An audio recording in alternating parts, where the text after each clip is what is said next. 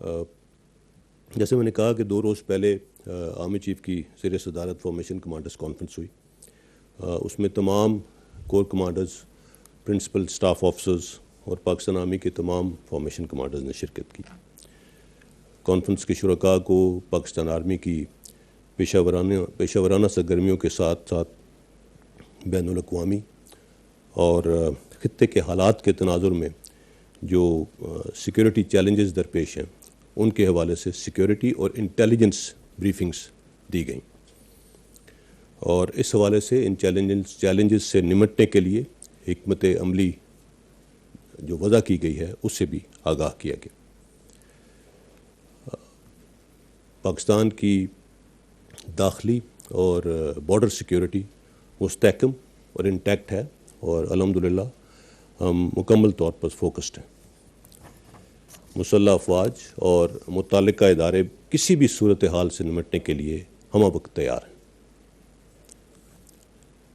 اسی formation commanders briefing میں operation رد الفساد کے تحت جاری انٹیلیجنس بیسڈ آپریشنز اور ویسٹرن بارڈر مینجمنٹ کے حوالے سے بھی تفصیلاً آگاہ کیا گیا. پچھلے چند مہینوں میں بلوچستان اور قبائلی اضلاع میں دہشت گردوں نے امن عامہ کو خراب کرنے کی بے انتہا کوشش کی، لیکن ہمارے بہادر آفیسرز اور جوانوں نے ان مذموم عزائم کو بھرپور طریقے سے ناکام بنایا. اس سال کے پہلے 3 ماہ کے دوران 128 دہشت گردوں کو ہلاک اور 270 کو گرفتار کیا گیا، اور ان آپریشنز کے دوران 97 آفیسرز اور جوانوں نے شہادت نوش کی. پوری قوم ان بہادر سپوتوں اور ان کے لواحقین کو خراج تحسین پیش کرتی ہے. دہشت گردی کے خلاف ہماری قومی جنگ انشاءاللہ آخری دہشت گرد کے خاتمے تک جاری رہے گی. اسی دوران عالمی امن کے قیام کی خاطر اقوام متحدہ کے تحت امن مشن کانگو میں تعینات پاکستان آرمی کے 6 آفیسرز اور جوانوں نے 29 مارچ کو فرائض کی ادائیگی کے دوران جام شہادت نوش کیا. اب تک پاکستان فوج کے 168 افسران اور جوان مختلف UN مشنز پر انٹرنیشنل پیس ایفرٹس کے دوران اپنی جانوں کا نذرانہ پیش کر چکے. ان قربانیوں کا اعتراف اقوام متحدہ میں اعلیٰ ترین سطح پر کیا گیا. آرمی چیف نے چیلنجنگ سیکیورٹی انوائرمنٹ کے باوجود یوم پاکستان پریڈ، OIC کی 48ویں کونسل آف فارن منسٹرز اور پاکستان آسٹریلیا کرکٹ سیریز کو سیف اینڈ سیکیور انوائرمنٹ میں اس کا انعقاد کرانے کے اوپر متعلقہ اداروں کو خراج تحسین پیش کیا. آرمی چیف نے فارمیشنز کی پیشہ ورانہ تیاریوں کو سراہتے ہوئے اس بات پر زور دیا کہ آفیسرز اور جوان بدلتے ہوئے سیکیورٹی میٹرکس کی مناسبت سے اپنی صلاحیتوں اور استعداد کو ایمرجنگ چیلنجز سے ہم آہنگ رکھیں.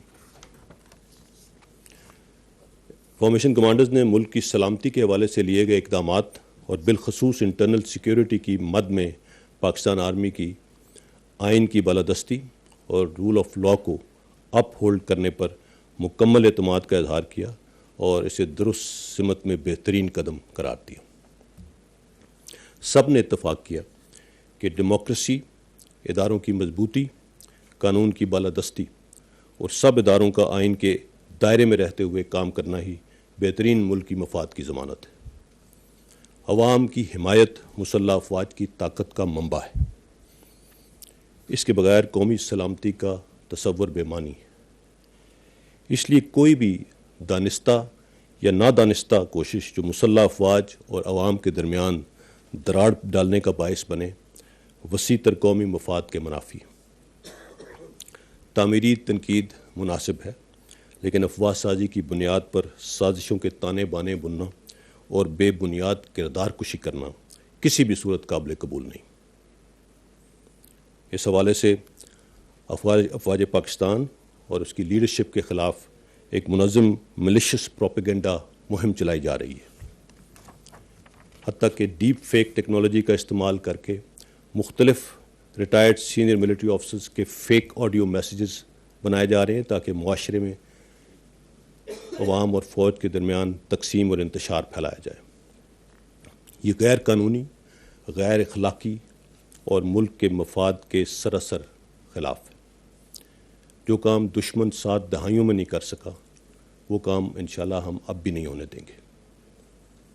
عوام اور سیاسی پارٹیوں سے یہ درخواست ہے کہ فوج کو سیاست میں مت گھسیٹیں. ہم اس سے باہر رہنا چاہتے ہیں، ہمیں اس ڈسکورس سے باہر رکھیں. نہ یہ مہم پہلے کامیاب ہوئی تھی اور انشاءاللہ نہ آگے کامیاب ہوگی. بہتر ہوگا کہ ہم اپنے فیصلے قانون پر چھوڑ دیں، کیونکہ قانون پر عمل درآمد ہی سے معاشرے ترقی کرتے ہیں. آج وقت ہے کہ ہم سب انفرادی اور اجتماعی طور پر اپنا کردار ادا کر کے اداروں کو اور ملک کو مضبوط بنائیں تاکہ بحیثیت قوم ہم تمام درپیش چیلنجز کا بخوبی مقابلہ کر سکیں. My briefing ends here. Now I'll take questions, and as I said that any question is welcome. ممتاز بھٹی صاحب. Mike. دن ٹی وی سے میں یہ سوال تھا آپ سے کہ عمران خان نے ایک بات کہی اور اس کے اوپر اب مسلسل ایک بیانیہ بنایا جا رہا ہے کہ نیشنل سیکیورٹی کونسل کے اجلاس کے اندر عسکری قیادت نے بیرونی سازش کے معاملے کو تسلیم کیا. تو عسکری قیادت کا اس معاملے کے اوپر یہ پاکستان کی سلامتی کے ساتھ جڑا ہوا ایک معاملہ ہے. عسکری قیادت کا اس معاملے کے اوپر کیا موقف ہے، کیونکہ ابھی تک آپ کے اینڈ سے اس کی حقیقت بیان نہیں کی گئی؟ دیکھیے، میں اس کو تھوڑا وضاحت سے آپ کو بیان کر دیتا ہوں. جہاں تک عسکری قیادت کا موقف ہے جو کہ اس نیشنل سیکیورٹی کونسل کی میٹنگ میں دیا گیا، جس میں chairman joint chief of staff committee, تمام سروسز چیف اور D G I S I بھی شامل تھے، وہ موقف اس میٹنگ میں بھرپور طریقے سے دے دیا گیا. اور اس کے بعد اس میٹنگ کا ایک اعلامیہ جاری ہوا. میں اس میٹنگ کے اندر کیا بات ہوئی وہ نہیں ڈسکس کر سکتا بیکاز دیٹ از کانفیڈینشیل، اور فرینکلی میرے پاس بھی اس کی اس طرح سے اطلاع نہیں ہے. جو اعلامیہ جاری ہوا، اس اعلامیے کو آپ اگر دیکھیں تو وہ واضح طور پہ جو اس میٹنگ کے اندر کنکلوڈ کیا وہ اس معاہدے میں انکلوڈ، اس اعلامیے میں انکلوڈیڈ ہے. جو الفاظ اس اعلامیے میں ہیں وہ آپ کے سامنے ہیں. اور جہاں تک ہماری انٹیلیجنس ایجنسیز کا تعلق ہے، وہ دن رات اس ایسی تھریٹس اور ایسی کانسپریسیز کے اگینسٹ جو کرنا ہے اور اس کے اگینسٹ کام کر رہی ہیں. اور اگر کسی نے پاکستان کو کے خلاف کوئی بھی سازش کرنے کی کوشش کی تو انشاءاللہ اس کو کامیاب نہیں ہونے دیں گے. اور کسی نے پاکستان کی طرف میلی آنکھ سے دیکھا تو اس آنکھ کو نکال دیں گے. ہماری انٹیلیجنس ایجنسیز، ہمارے ادارے بھرپور طریقے سے کام کر رہے ہیں اور چوکنا ہے. سو وہ جو ان پٹ ہے وہ دے دی گئی ہے. جیسے میں نے کہا، اعلامیے کے اندر بڑے واضح الفاظ میں لکھا ہوا ہے کہ کیا تھا اور کیا نہیں تھا. اس کے اوپر آپ واضح طور پہ دیکھ سکتے ہیں اگر کہیں ادھر کانسپریسی کا لفظ ہے کیا اس اعلامیے میں، میرا نہیں خیال. دوسری بات، اس ان پٹ کو اگر ڈی کلاسیفائی کرنا ہے، بیکاز اس کانفرنس کے منٹس ہیں، ان منٹس کو گورنمنٹ ڈی کلاسیفائی کر سکتی ہے. اور ابھی ایک روز پہلے غالباً پرائم منسٹر صاحب نے یہ بھی کہا ہے کہ وہ پارلیمنٹری سیکیورٹی کمیٹی کی میٹنگ بلائیں گے، اور اس میں اگر اس میں بلائی جاتی ہے وہ میٹنگ، مسلح افواج کے سربراہان اس میں بھی جا کے وہی ان پٹ اب بھی دے دیں گے، کیونکہ جب وہ ان پٹ دی گئی اور اس سے اب تک کوئی تبدیلی نہیں ہے. وہی بات ہے. I hope I have made myself clear. Naveed Akbar صاحب.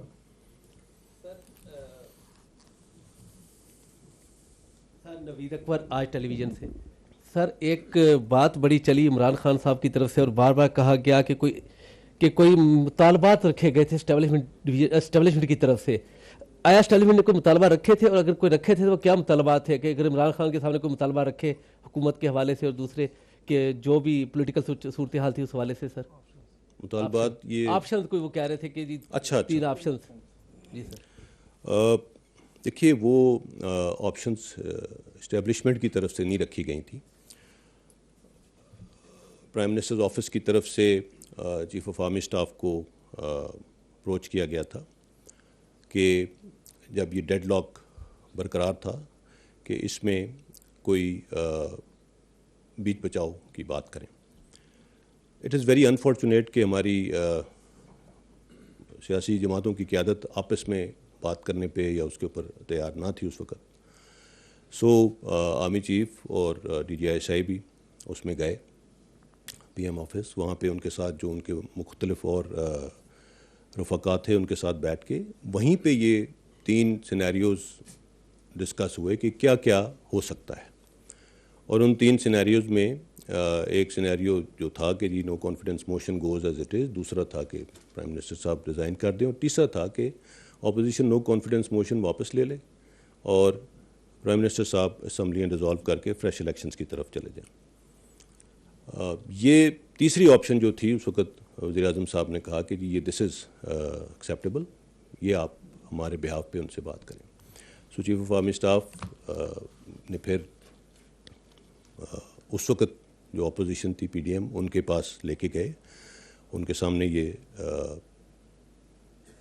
گزارش رکھی اور اس کے اوپر سراسل بحث کے بعد انہوں نے کہا کہ جی ہم اس طرح کا کوئی قدم اب نہیں کریں گے, we will go as we want as we have planned, and that is it. کوئی آپشن اسٹیبلشمنٹ کی طرف سے نہ دیا گیا نہ سامنے رکھا گیا. ٹھیک ہے جی. بشارت عباسی صاحب.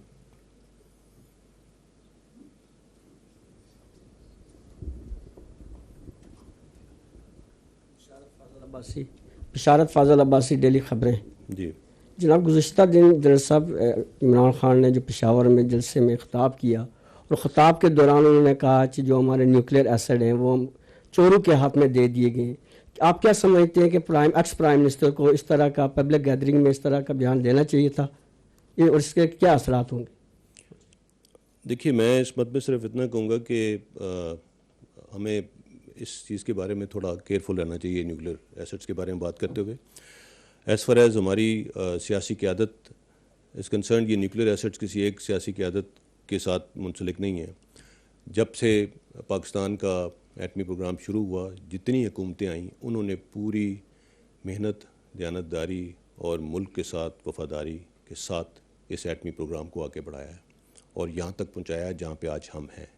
سو یہ کسی ایک انڈیویجول کا نہیں ہے, اور الحمدللہ ہماری سیاسی قیادت نے بھرپور طریقے سے پاکستان کی سالمیت کے اس پروگرام کو آگے بڑھایا ہے, اور اسی وجہ سے آج ہم الحمدللہ ہمارا پروگرام ایسی جگہ پہ ہے کہ پوری دنیا میں اس کی کمانڈ اینڈ کنٹرول میکانزم, ہمارے ایسٹس کی سیکیورٹی کی انٹرنیشنل جو ایویلویشن ہے اس کے اندر one of the best systems ہے. سو ایسا کوئی خطرہ نہیں ہے الحمدللہ ہمارے نیوکلیئر پروگرام کو, اور ہمیں تھوڑا سا اس کو اپنی سیاسی ڈسکشن میں نہیں لانا چاہیے. It is not good.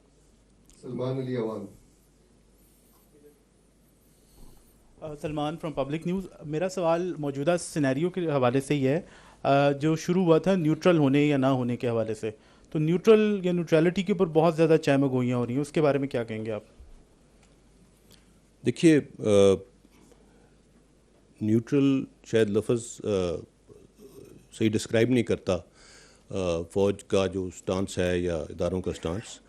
A political میرے خیال میں اس کو صحیح طریقے سے ڈسکرائب کرتا ہے. ہمارا آئینی اور قانونی جو رول ہے حکومت کے اندر اپنے پورے سیٹ اپ میں, اس کے اندر کسی قسم کی کوئی سیاسی وابستگی اور یا سیاست میں عمل دخل نہیں ہونا چاہیے. میرے خیال میں پچھلے 74 سال سے پاکستان کی تمام سیاسی پارٹیاں اور عوام کا ایک ہی مطالبہ فوج سے رہا ہے کہ فوج کا سیاست سے کوئی لینا دینا نہیں ہے. اب اس کو ہم نے عملی جامہ پہنایا.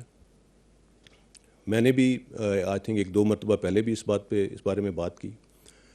چیف آف آرمی اسٹاف نے جب لاسٹ اپیئرنس دی تھی, اپیئر ہوئے تھے in front of parliamentary committee on national security, اس میں بھی انہوں نے تمام جو ادھر ہمارے محترم سیاسی قائدین تھے ان کو یہ کہا تھا کہ ہم اپنے آپ کو سیاست سے دور رکھنا چاہتے ہیں. میں کبھی کسی کے پاس نہیں گیا. چیف نے یہ کہا کہ میں کبھی کسی کے پاس نہیں گیا. آئی ہیو نیور ریکویسٹڈ کہ میں کسی سے ملنا چاہتا ہوں, تو مجھ سے کیوں بار بار آپ ملنے آتے ہیں. سو ادھر کلیئر کر دیا. اس سے پہلے جو گلگت بلتستان کے اوپر ایک میٹنگ ہوئی تھی, جب گلگت بلتستان کے پروویژنل پروونشل سٹیٹس کی بات ہو رہی تھی, اس میں تمام محترم سیاسی قائدین وہاں پہ موجود تھے. ادھر بھی یہ بات ہوئی. ادھر کسی نے یہ کہا تھا کہ جی آپ سیاست میں مداخلت کرتے ہیں, تو چیف نے کہا تھا کہ جی ہم سیاست سے اب بالکل دور ہیں, آپ صرف ہمیں اس میں مزید مت گھسیٹیں. سو یہ نیوٹرل یا ایسی کوئی چیز نہیں ہے. ہمارا کوئی لینا دینا نہیں ہے سیاست سے. اور اب ہم نے اس کو واضح طور پہ آپ دیکھ لیجئے, آپ پچھلے 2 سالوں کے دیکھیں, کوئی ضمنی انتخاب جس میں کسی نے یہ الزام لگایا ہو کہ جی فوج کی طرف سے کوئی مداخلت کی گئی, بلدیاتی انتخابات کسی نے کوئی الزام لگایا ہو کہ فوج کی طرف سے کوئی مداخلت کی گئی, کسی قسم کا ہم نے اس کے اندر جو پہلے لوگ باتیں کرتے تھے کہ کالز آتی ہیں تو فون آتے ہیں, آج کوئی کہہ رہا ہے اگر کوئی ایویڈنس ہے کہ جی ہم نے کسی قسم کی مداخلت کی ہے تو سامنے لے آئیں. دس از آئی تھنک یہ ایک بہت اچھا فیصلہ ہے, اور یہ ایسے ہی رہے گا انشاءاللہ, یہ آگے بھی ایسے ہی رہے گا. سو کسی ایک کے فائدے میں یا نقصان میں یہ فیصلہ نہیں کیا گیا. This is the constitutional role of the armed forces, and that is what we are trying to fulfil, and we need your support for that. Chaudhry Sajjad.